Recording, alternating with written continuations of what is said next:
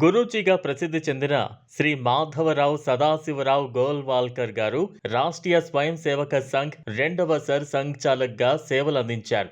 ఆయన తన జీవితంలో సగం కంటే ఎక్కువ కాలాన్నే సంఘ కార్యానికి సమర్పించారు.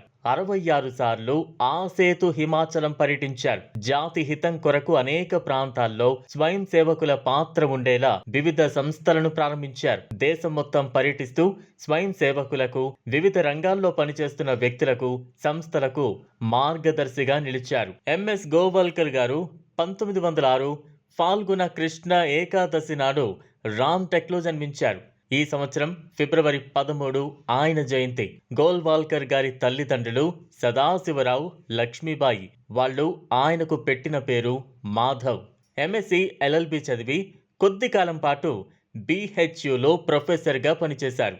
సూక్ష్మగ్రాహి, వివిధ విషయాల పట్ల లోతైన అవగాహన ఉన్నవారు. తమ వేతనంలో ఎక్కువ భాగాన్ని పేద విద్యార్థుల చదువులకు, పుస్తకాలకు ఖర్చు చేసేవారు. అందుకే ఆయనను విద్యార్థులంతా ప్రేమగా గురూజీ అని పిలిచేవారు.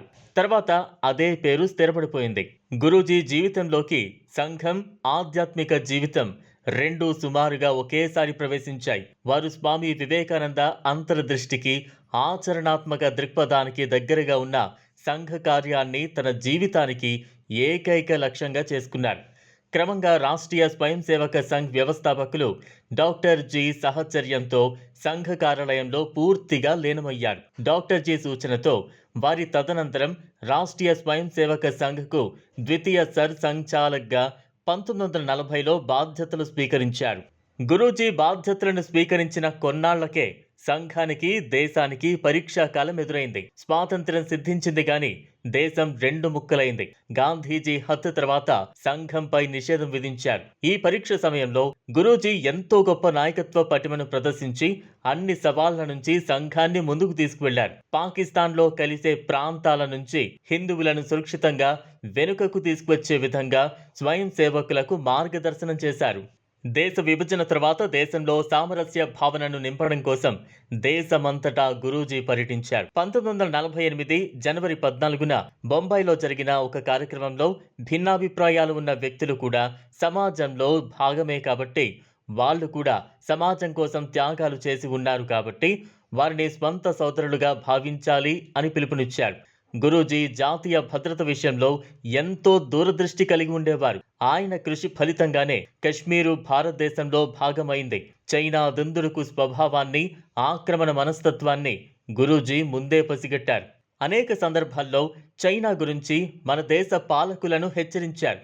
టిబెట్ను చైనాకు బహుమతిగా ఇవ్వడం చారిత్రక తప్పిదమని అప్పుడే చెప్పారు. ఆయన హెచ్చరించినట్లుగానే చైనా మన దేశంపై దాడి చేసి సరిహద్దుల్లో కొంత భూభాగాన్ని ఆక్రమించింది. చైనాతో జరిగిన యుద్ధంలో కలిగిన పరాభవం నుంచి జాతి కోలుకోవడానికి, ప్రజల్లో స్వాభిమానాన్ని నింపేందుకు వివేకానంద రాక్ మెమోరియల్ నిర్మాణం దిశగా గురూజీ మార్గదర్శనం చేశారు. ఆయన సర్ సంఘచాలక్గా 33 ఏళ్లు పనిచేశారు. 67 ఏళ్ల వారి జీవితంలో సగం కంటే ఎక్కువ కాలాన్నే సంఘ కార్యానికి సమర్పించారు.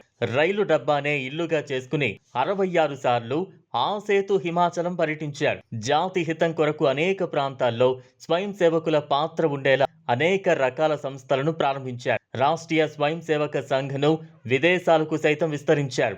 రాష్ట్రీయ స్వయం సేవక సంఘ విస్తరణలో కీలక పాత్ర పోషించిన గోల్వాల్కర్ గారు 1973 జూన్ 5న కన్నుమూశారు.